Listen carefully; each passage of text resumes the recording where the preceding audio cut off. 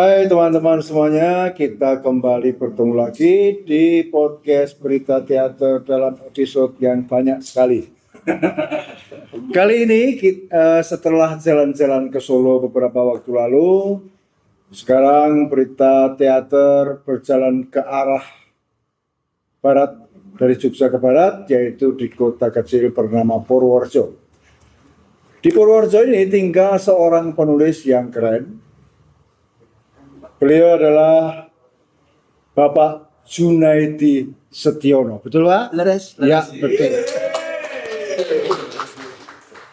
Bapak Junaedi Setiono ini kelahiran tahun 65, kemudian setelah menempuh pendidikan TK, SD, SMP, SMA, ya mesti lah ya. Ijazahnya itu dibawa ke Universitas Muhammadiyah Purworejo, betul Pak? Betul. Tapi ijazahnya asli ya Pak? Asli. Ya, kemudian beliau menjadi mahasiswa di Universitas Muhammadiyah Purworejo, dan setelah lama belajar, nah ini yang patut kita tanyakan. Meskipun Bapak Junaedi Setiono ini punya gelar doktor dan profesor, tapi beliau ini konon yang saya dengar hampir tidak mau dipanggil prof atau dok gitu. Nek dok nganggo K isi ra apa. Nek nganggo G kan gimana ya Pak ya. Nah itu. Nanti kita akan bercakap-cakap dengan Pak Junaedi Setiono yang telah menulis novel begitu banyak dan punya prestasi atas novel-novel itu. Bahkan novelnya juga sudah diterbitkan dalam edisi bahasa Inggris di Amerika. Nah, selamat datang Pak Junaedi Setiono. Terima kasih Atas kehadirannya. Ya. Pak, saya mau tanya yang paling basic dulu ini. Kenapa Bapak merasa risih untuk dipanggil Prof atau Dok? Sebagai orang Jawa ya, saya tuh sering malu. Kenapa sastrawan Jawa yang hebat-hebat itu sering nggak mau disebut namanya itu. Jadi karyanya sudah begitu dikenal ya, tapi kadang orang tidak tahu siapa ini yang nulis. Jadi saya malu kalau harus menyebut diri, tapi kalau nama ya nggak apa-apa lah ya. Nama ya. Tapi yang lain-lain jangan. Jadi tadi banyak sastrawan Jawa yang hebat-hebat tuh nggak mau disebut namanya itu.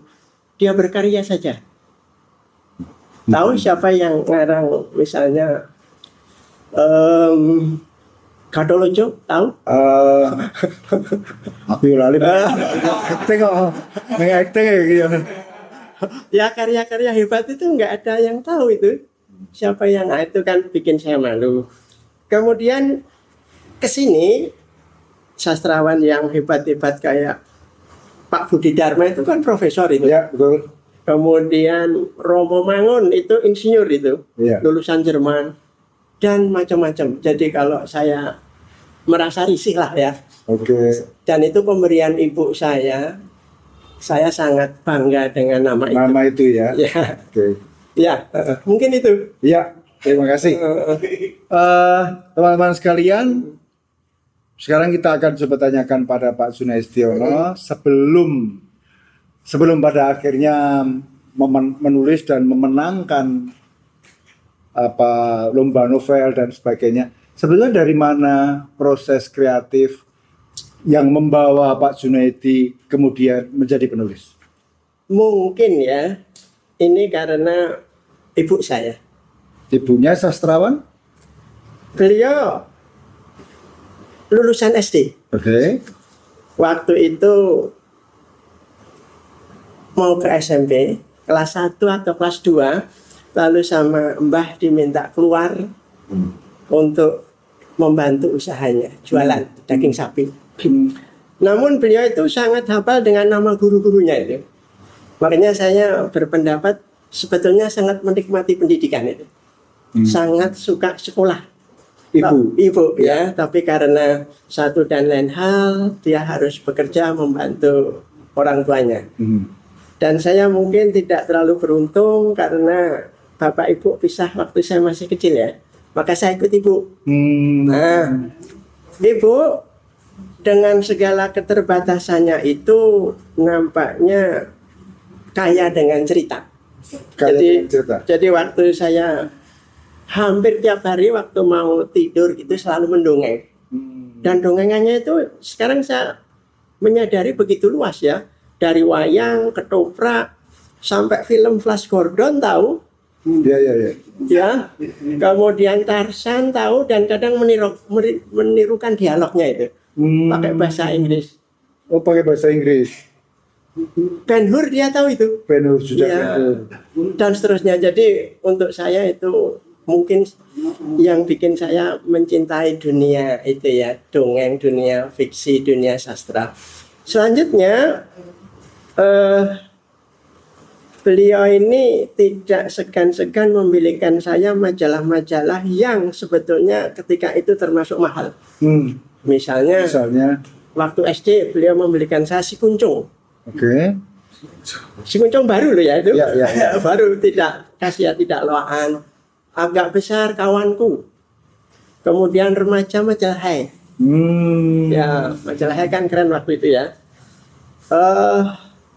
Itu kayaknya sih beliau ya menyisihkan sumber keuangannya untuk itu ya, karena tahu saya senang membaca. Ibu tampaknya sangat concern pada pendidikan ya kan? Kayaknya begitu ya, kalau melihat itu, walaupun itu tadi mau lulus SMP aja nggak kesampaian itu ya.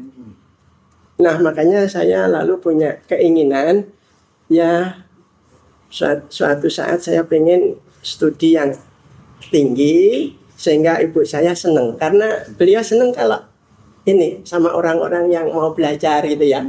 Maka pada saat saya ujian disertasi itu, beliau bicara sama sebelahnya dan sebelahnya bilang sama saya, itu Junaidi kok bisa sekolah tinggi itu gimana ya, saya nggak pernah merasa membiayai gitu. Yang bilang begitu? Ibu saya. Okay. Kok bisa ya sekolah segitu tinggi dan ujiannya pakai bahasa Inggris, kok bisa bahasa Inggris ya? Ibu saya bilang gitu waktu itu. Nah, ini laporannya yang sebelah saya itu. Jadi melihat ujian terbuka saya sambil renang gitu. Kok bisa bahasa Inggris toh Junaidi? Aku kayaknya orangnya sekolah gitu, kira-kira gitu. Tapi ketika kemudian Pak Junaidi menulis, apakah hal yang reflektif ini sudah connect waktu itu bahwa kenapa Pak Junaidi menulis disebabkan karena pendidikan ibu atau bagaimana? Mungkin ya, karena saya yang dialami oleh banyak orang yang dalam tanda kutip ya, keluarganya mungkin tidak harmonis ya. Okay. Misalkan cuma sama ibu, sedikit banyak mungkin ada rasa rendah diri juga ya. Maka saya lebih suka membaca gitu daripada kumpul-kumpul lah. Itu usia berapa? Ya SD sudah pisah ibu. Enggak, maksud saya waktu Pak Junaidi menyadari kemudian ada dorongan untuk menulis mulai kapan itu? Lama, saya senang membaca dulu. Okay. Menulisnya itu belakangan. SMA setelah lulus SMA itu. Ya baru saya kok begini. Jadi saya merasa setelah SMA itu ya, ini kok tulisan kayak begini ya, ini tidak merendahkan ya. Okay. Kok dimuat ya? Kok dijadikan buku ya? Kayaknya saya bisa ini. Okay. Ya agak sedikit ya. Saya mau nyoba lah. Yang Pak Junaidi cermati waktu itu apa? Novel, cerpen, esai atau apa? Saya memang lebih suka cerpen sebetulnya, tapi puisi juga menikmati. Ya. Kemudian akhir-akhir ini saya novel, dan novel pun akhir-akhir ini terlalu panjang. Makanya Pak Koso bilang ini bukan novel, ini roman Jun. Saya sudah nggak begitu. Ya mungkin makin tua itu makin nganu ya. Kosakatanya mungkin tambah atau gimana, jadi banyak yang ingin saya sampaikan. Nah, sebelum pada akhirnya Pak Junaidi mengirimkan, jadi teman-teman sekitar pada tahun 2006 kalau nggak salah ya, Pak Junaidi mengikuti lomba penulisan novel yang diadakan oleh Dewan Kesenian Jakarta. Ya. Salah satu novelnya yang ia kirim judulnya Gelonggong. Dan kalau tidak salah, Gelonggong itu memenangkan ya, Pak Junaidi ya. Lebih tepatnya dimenangkan ya. Lebih tepatnya dimenangkan. Ya. Nah, sebelum Gelonggong itu pertama kali mengirimkan di media massa waktu itu dalam bentuk apa? Cerpen, puisi atau apa? Saya merasa beruntung di Purworejo itu ada kopi sisa. Kopi? Sisa.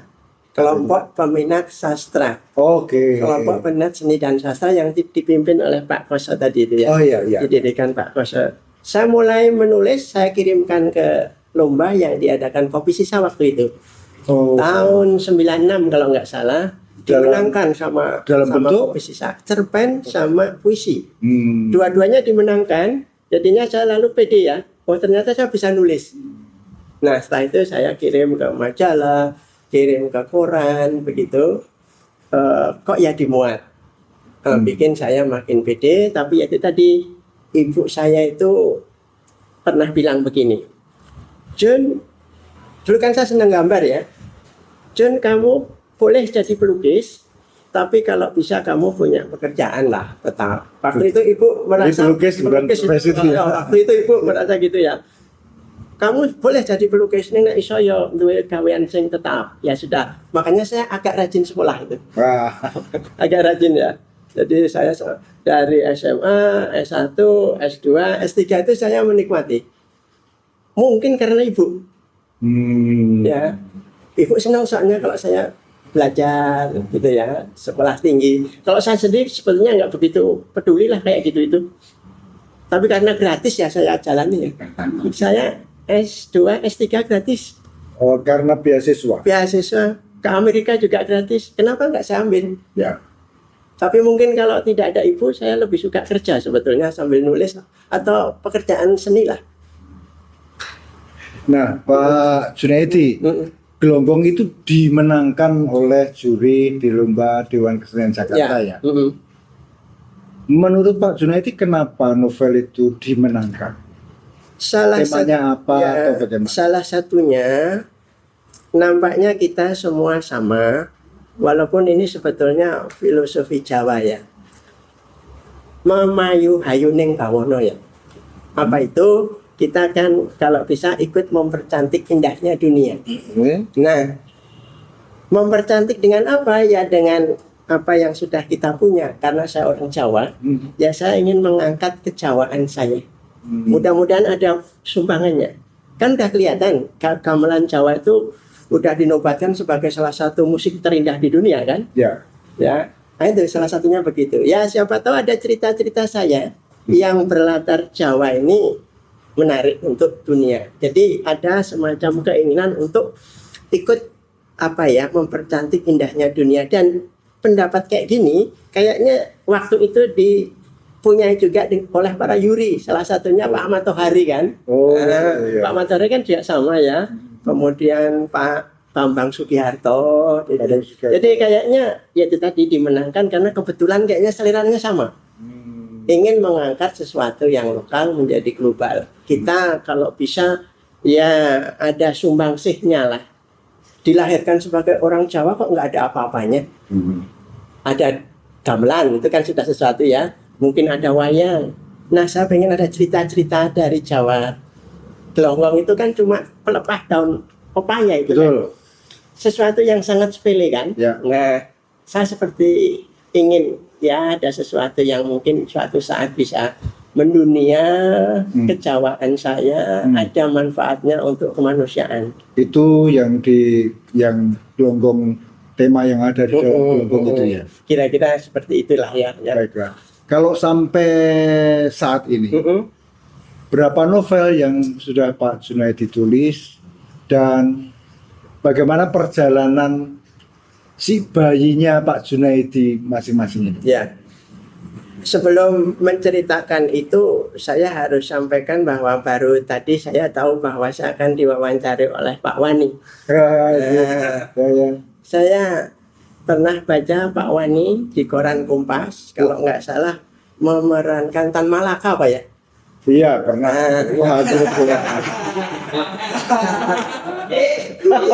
Makanya saya merasa beruntung. Nah, dan saya tahu itu kan ditulis Pak Gunawan. Ya. Itu tidak mungkin sembarangan memilih aktor itu. Ya, jadi Ini kok aku malah diwawancara. Ya, silakan. itu sangat-sangat teliti, sangat ya. Makanya saya merasa beruntung ini diwawancarai sama Pak Wani. Sama-sama. Waktu itu wah ini pasti hebat ini. Yang nulis Pak Gunawan, aktornya Pak Wani saya belum tahu tapi pasti hebat. Karena Pak Gunawan percaya sama Pak Wani. Ya. Ya kenapa kok namanya Wani ya? Ya itu. Tak bedak wedi gitu ya. Nah, harapan Bapak Ibu saya mungkin supaya saya berani. Oh, gitu. Padahal enggak ya. Ya. Oke, Pak, kita kembali ke laptop, Pak. Ya. Jadi begini, saya termasuk, tapi mungkin kebetulan ya.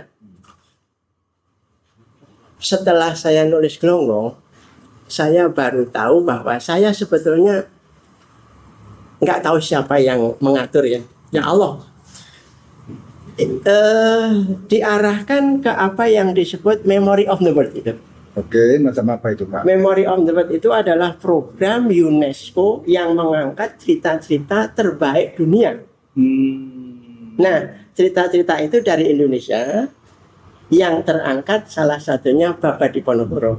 Oke. Kemudian cerita Panji, kemudian Lagaligo. Kalau Lagaligo bukan urusan saya. Ya. Nah, itu orang Sulawesi yang saya nampaknya perlu mengangkat Babat Diponegoro sama cerita Panji. Dua itu kalau itu sudah saya merasa lega udah. Makanya novel saya Gelonggong, Arum Dalu, Dasamuka itu sebetulnya Babat Diponegoro itu yang saya bikin supaya bisa dinikmati teman-teman saya. Yang kebanyakan bukan orang-orang yang sangat terpelajar, orang-orang biasa lulusan SMA. Pokoknya yang suka cerita. Maka saya tidak punya keinginan untuk berbahasa yang tinggi-tinggian supaya bisa dinikmati teman-teman saya yang orang-orang biasa itu. Kemudian Tembang dan Perang sama Mawar dan Makar itu dari cerita Panji itu. Makanya 5 novel saya ini berarti tugas saya untuk ikut memayu Hayuning Bawono kayaknya sih sudah selesai ya. Makanya untuk selanjutnya saya santai. Tunggu, sudah selesai itu, maksudnya setelah 5 itu, kemudian Pak Junaidi belum lagi menulis? Belum. Tahun berapa itu, Pak? Ini yang terakhir ini 2016. Ini yang terakhir ini barusan ini yang diterbitkan Mawar dan Makar Desember 2025 dan belum lama ini saya dikirimi surat sama penerbit Amerika tertarik untuk menerjemahkan dalam bahasa Inggris. Yang judulnya apa? Mawar dan Makar. Oke, sebelum yang Mawar dan Makar ini, Tembang dan Perang. yang saya dengar novel Dasamuka ini juga diterjemahkan dalam bahasa Inggris dan diterbitkan di Amerika. Sama Kanada. Boleh Bapak cerita soal Dasamuka itu? Kayaknya sih hidup saya serba kebetulan ya. Serba kebetulan. Kebetulan tapi enak ya, Pak ya. Jadi begini. Saya tahu ada Dewan Kesenian Jakarta itu dari Pak Dul Rohim itu. Oke. Tadinya saya nggak ngerti itu. Nah, waktu itu tahun 2006 kalau nggak salah, Jun punya nggak naskah novel? Saya bilang punya. Tapi belum saya tulis gitu. Oh. Nanti saya tulis. Nah, tulis cepat, lalu saya ikutkan. Alamat dan macam-macam itu yang tahu Pak Dul Rohim. Oke. Nah, saya tulis. Nah, ternyata dimenangkan karena kebetulan jurinya kayaknya mirip saya cara berpikirnya ya. Oke, terus berapa persen tuh Pak Dul Rohim itu? Wah. lanjut Pak. Ya. Besok. Udah kan? Ya. Lalu saya kok melihat di luar dugaan saya ya. Masa sih cuma tulisannya orang Purworejo Junaidi, balihonya gede nih nggak karu-karuan di depan apa itu Dewan Kesenian Jakarta. Ya, di tim ini. Wah, sayang waktu itu saya nggak punya HP jadi nggak punya kamera nggak saya foto. Ya. Besar sekali itu. Lalu saya merasa kok begitu perhatiannya ya orang-orang entah siapa ya. Besar sekali itu. Makanya saya lalu kalau begitu saya ya harus mengimbangi perhatian ini. Dan Gelonggong itu perayaan peluncurannya jauh lebih mewah dari pernikahan saya. Bener itu. mewah itu ya.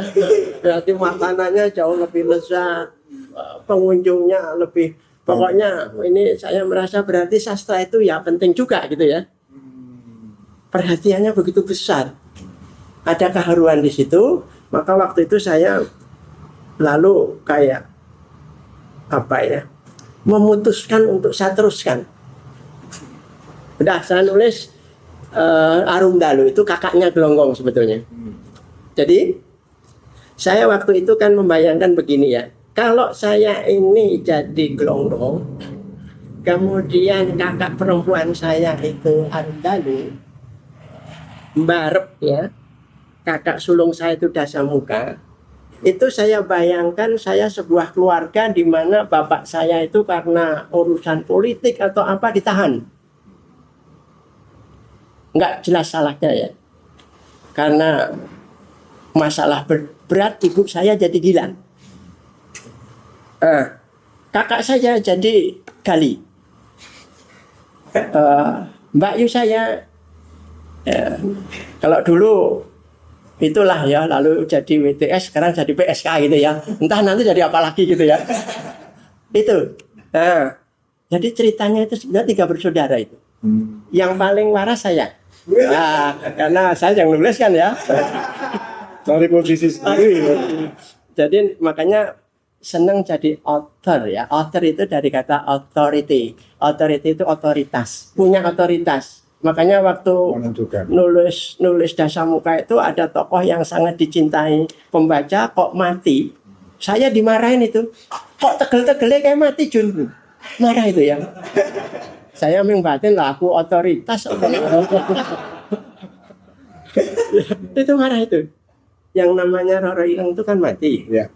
Banyak yang suka sama dia. Nah, saya dimarahin. Kok tegel teman gue Jun gitu. Nah itu karena saya punya otoritasnya. Nah, yurinya waktu Dasamuka ini beda dengan Gelonggong. Dasamuka itu yurinya salah satunya Maneka Budiman. Helvitiana Rosa. A.S. Laksana. Ya. Nah ini Maneka Budiman itu kan profesor Universitas Indonesia ya. Ini orang kepercayaan penerbit Amerika. Lalu penerbit Amerika itu tanya tahun 2000 berapa ya? 16 kalau nggak salah itu siapa ya novel yang mau kita terjemahkan ya dalam bahasa Inggris. Nah Pak Manak itu bilang Junaidi aja. Tolong dihubungi itu. Saya ditelepon Pak. Ditelepon saya dari penerbitnya langsung. Dari penerbitnya mereka bilang jam 8 hampir nggak ada telatnya detik ya pas itu. Nah dia bilang berminat untuk menerbitkan dan lain-lain gitu ya. Ya silahkan. Nah dari situlah mulai terbentuk hubungan saya dengan dia penerbit itu. Ya gara-gara Pak Maneke, Yuri kan kebetulan kan. Sebagai penulis, pastinya Bapak kan mendapatkan hak untuk mendapatkan laporan ya. Ya. Nah, Dasamuka itu diterbitkan dalam bahasa Inggris, diterbitkan di Amerika itu. Kalau boleh tahu berapa ribu eksemplar dan dia didistribusikan kemana? Nah, ini yang saya jeleknya di situ. Saya itu sering nggak enak untuk tanya-tanya. Oh. Jadi kalau sana nggak laporan, saya bilang diam aja lah. Tetapi Bapak mendapatkan surat ya, cuma apa ya? Saya merasa nggak enak aja karena paling tidak sementara inilah sudah memperkenalkan Indonesia, Jawa itu saya sudah senang gitu ya. Dan nampaknya kalau dari laporannya itu ini sudah diluncurkan di KJRI San Francisco Jun. Banyak yang hadir. Nah, yang menarik pada saat peluncuran Panji Tembang dan Perang itu versi Inggrisnya namanya Panji's Quest ya. Jadi mereka bilang judul itu nggak bisa diterjemahkan Jun. Jadi Tembang dan Perang kok jadi Song and War itu jelek gitu karena jelek. Rasanya beda ya. Karena memang saya juga merasa Tembang dan Perang itu karena merdu kan, gitu kan. Ya. Ya, mereka, kalau di sini ya.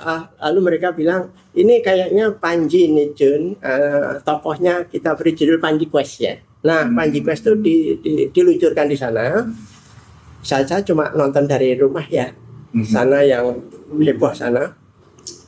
Ada seorang dosen University of California Berkeley, jurusan Southeast Asian Studies, yang bilang begini, ini novel menurut pembacaan saya itu terlalu maskulin lah ya. Jadi yang hebat kok tokoh prianya, laki-lakinya.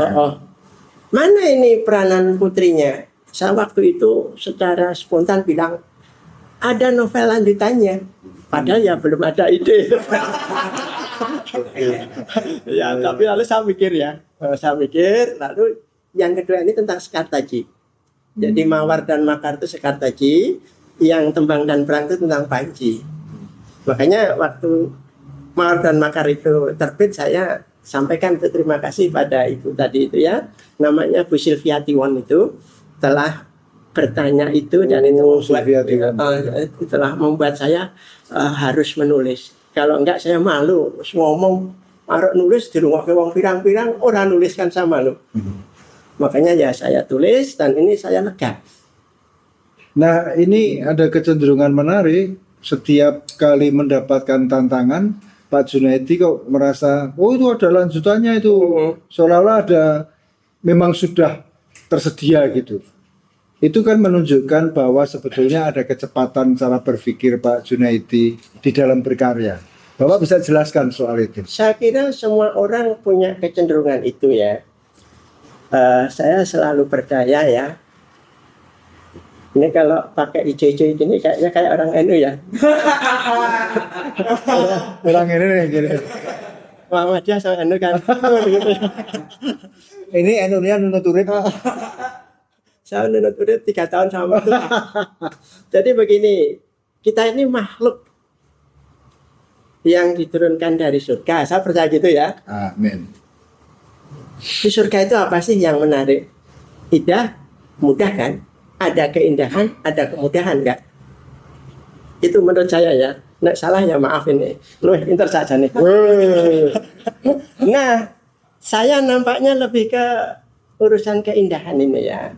Kemudian itu biasanya wong-wong teknik lah ya. Gimana bikin vaksin misalnya gitu ya. Ya kalau saya kan urusannya ke keindahan gitu, gimana saya. Nah, urusan keindahan kan dibagi-bagi ya. Aktor gimana bisa berperan. Saya kadang membayangkan ya, kayak Omai Rama itu mungkin sambil jalan-jalan tuh lagu itu ada di sini. Ebit itu mungkin wis ono lagune, tinggal bikin not balok gitu ya. Zat mungkin dan seterusnya. Orang punya kecenderungan kayak gitu yang memang dia ditakdirkan untuk bergerak di seni ya. Nah, saya kayaknya sih cukup cepat lah untuk bikin cerita. Kayaknya sudah ada di sini.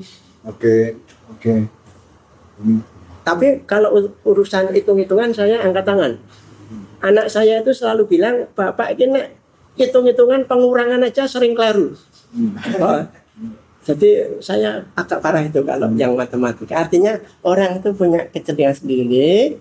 Nah, kecenderungan kita yang pemberian Tuhan itu harus kita syukuri dengan cara memanfaatkan semaksimal mungkin. Saya nek kon ngarang lagu ya nggak bisa. Gitu kan. Iya. Kon acting mesti malah arek serius jadi lucu kan. Dan seterusnya. Baik, Pak Junaedi kan pada waktu itu masih menulis, semuanya masih analog ya Pak. Ya. Saya ingin tahu, tadi Bapak kan cerita betapa takjubnya ketika nama Bapak ada di board di Taman Ismail Marzuki. Sekali. Seolah-olah itu Tulisannya segini nih. seolah-olah itu perayaan kesenian ya. Iya. Apa pandangan Bapak terhadap pertumbuhan dunia penulisan sekarang ini, baik yang analog ataupun di masa digital ini? Analog itu kalau jam kan sing tik gitu ya. Ya. Ya kalau digital tuh ya mungkin itu ya Mas ya. Digital ya. Kalau saya sih begini ya. Dulu kita bisa nulis itu kan senang banget ya. Apa yang ingin kita ucapkan kok bisa diwujudkan dalam bentuk aksara. Luar biasa kan? Kok bisa merekam kata-kata dengan aksara kan? Luar biasa.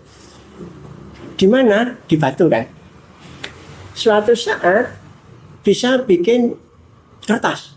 Wah kan luar biasa. Tadinya kalau mau bawa cerita itu pakai gerobak, sekarang mungkin wah nggak usah, tantang aja.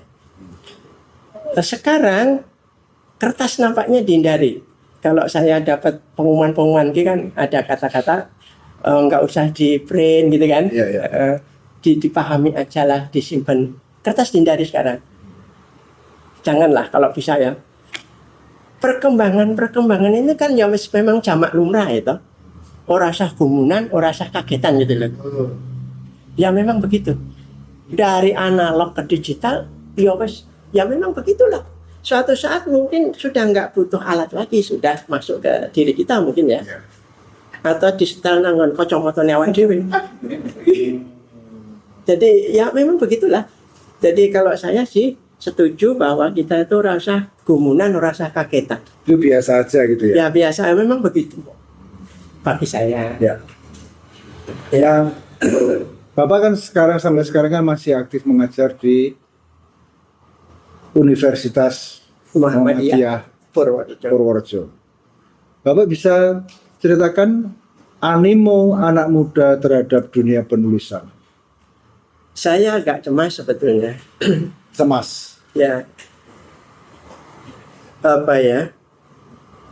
Ya mungkin karena relatif ya, anak-anak sekarang hidup lebih nyaman ya.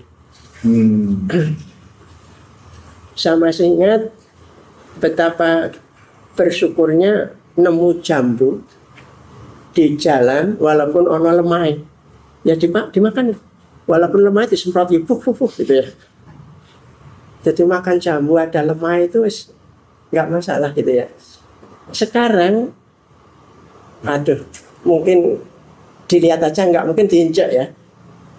Dulu waktu saya SD SMP itu, kalau om saya kenduran itu ditunggu dengan harap-harap cemas itu. Jadi wak pitik itu enak era karuan itu. Perebutan itu ya. Zaman saya namanya bancakan itu, ndok satu itu baru jadi 8 itu. Bedanya mangan silet ya Pak ya? Waduh. Itu nek ono kuningnya seneng ra karuan. Kan ada kadang orang ono kuningnya ya, main putih tok itu disyukur ke kapok. Jadi sesuatu yang istimewa ya waktu itu ya. Nah itu kayaknya nggak dialami anak-anak sekarang. Mereka kayaknya dininabobokan ya. Tidak mengalami hal-hal yang berat yang sebetulnya mendewasakan. Makanya saya percaya sama itu yang disampaikan Dostoyevsky itu ya. Yang konon termasuk pengarang terhebat lah ya, Tolstoy dan seterusnya. Penderitaan itu dari situlah ya. Berawal sesuatu yang mendalam itu dari situ. Dan saya percaya orang yang tidak pernah menderita, yang nggak pernah bisa berbahagia. Makanya ini saya agak cemas di situ. Coba, apa ada anak sekarang nunggak? Hampir nggak ada kan? Dulu zaman saya SD itu 20% mungkin nunggak itu. Saya juga Pak. Saya sudah menebak. Kayaknya. Ya. Jadi ya memang tidak layak naik ya nunggak. Dan waktu itu kalau nunggak double penderitaannya. Disulak itu. Jadi kalau pulang itu ditunjuk-tunjuk tunggaan.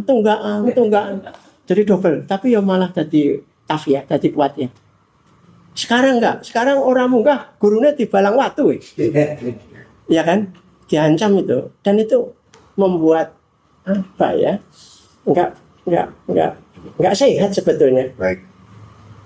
Maaf Pak Junaidi, sebetulnya saya ingin ngobrol 3 hari 3 malam berturut-turut, tapi ada satpam yang sudah wira-wiri dari tadi. Dan teman-teman sekalian, sebetulnya sangat banyak saya menangkap beberapa hal yang bisa diobrolkan lebih mendalam dengan Pak Junaidi Setiono ini. Tetapi waktu juga sangat kurang. Teman-teman barangkali bisa langsung menghubungi Pak Junaidi Setiono untuk mengobrol lebih lanjut tentang proses penulisan, proses kreatif penulisan, atau hal-hal yang berada di lingkungannya. Terima kasih Pak Junaidi Setiono atas rawuhnya, atas cerita-ceritanya yang mudah-mudahan menginspirasi teman-teman muda. Ya. Kalau saya banyak salahnya minta maaf ya. Sama-sama, minal aidin wal faidin. Oke. Saya tuh nek diwawancari wong top itu semangat itu ya. Kadang ya sangi semangatnya ngawur. Begitu teman-teman, kita akan ketemu lagi dalam episode yang lain. Matur nuwun Pak Junaidi. Sami.